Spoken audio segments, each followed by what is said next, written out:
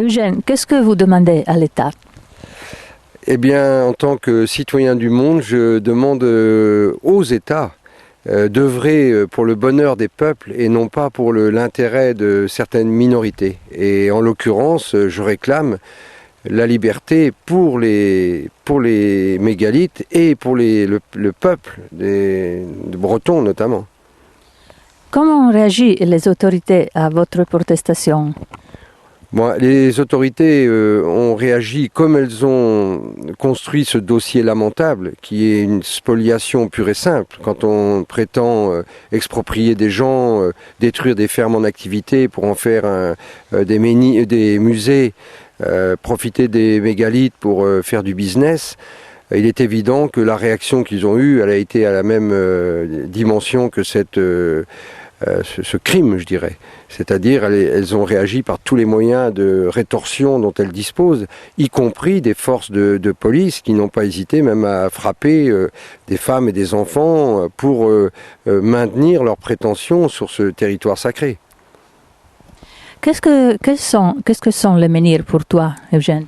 Alors pour moi les menhirs, je pense que je suis pré-celte. Je suis là, le territoire, la péninsule armoricaine est un territoire absolument particulier qui a été envahi par les Celtes, qui a été envahi par les Romains, qui a été envahi par les Français, qui a été envahi par les nazis, qui a été envahi par les capitalistes. Voilà ce que je pense donc ce territoire contient des menhirs bien sûr et des installations mégalithiques. Et pour moi, les menhirs et les installations mégalithiques sont la preuve et le souvenir d'une science extraordinaire que ces populations autochtones et indigènes d'il y a très longtemps, parce qu'on date ça de 7000 ans, 5000 ans, mais ça c'est dans l'expression actuelle, mais depuis combien de temps ça avait commencé? Quand a été posée la première pierre? Ça, personne n'est capable de dire ça. D'ailleurs, personne n'est capable de dire vraiment ce que sont les mégalithes, ce que sont les menhirs. Moi, ce que je réclame, c'est le droit de fréquentation. Parce que pour moi, ce sont des installations extrêmement puissantes qui utilisent les forces telluriques et radioactives contenues dans le granit et contenues dans le territoire breton pour des raisons, alors là, des raisons multiples. Et en tous les cas, moi je les utilise pour me soigner, par exemple. Ce sont des installations extrêmement puissantes au niveau de l'énergie, au niveau du mental, mais au niveau énergétique. Et je sais, par exemple, là, je viens de faire un petit contact avec les menhirs. J'étais fatigué il y a quelques minutes.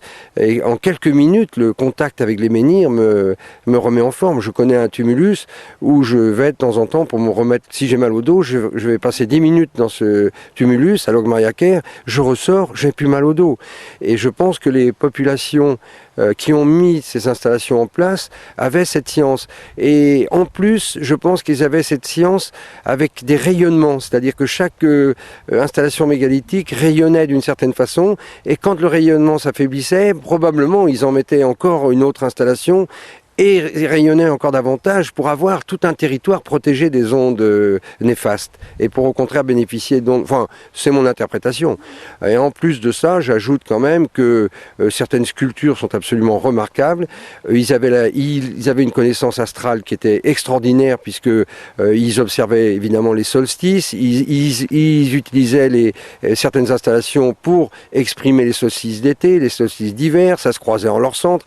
Il y a même un quadrilatère qui, quand on en fait le calcul du pourtour, représente l'arc de grand cercle à la latitude de Carnac. C'est quand même incroyable que ces populations, non seulement savaient que la Terre était ronde, mais étaient capables de calculer un arc de grand cercle, alors que Copernic a été menacé ou brûlé au Moyen-Âge parce qu'il disait que la Terre était ronde. Donc, pour moi, c'est une survivance d'une civilisation absolument extraordinaire, qui est en but à des gens qui ne pensent qu'à l'intérêt, qu'à l'argent, et qui sont capables de détruire les indigènes pour s'installer et faire du business dans ces endroits-là. Voilà.